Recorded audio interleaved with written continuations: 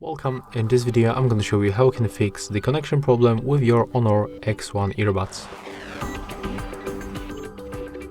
Okay, so as you can see right now when I try to connect with them, that's the information that I cannot communicate with my Honor X1 earbuds.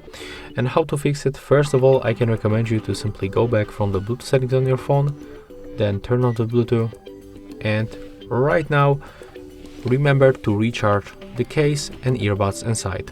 As you can see in my case, everything is fine. There is enough battery to charge the earbuds. So you have to open this case and then simply take off both earbuds from this case.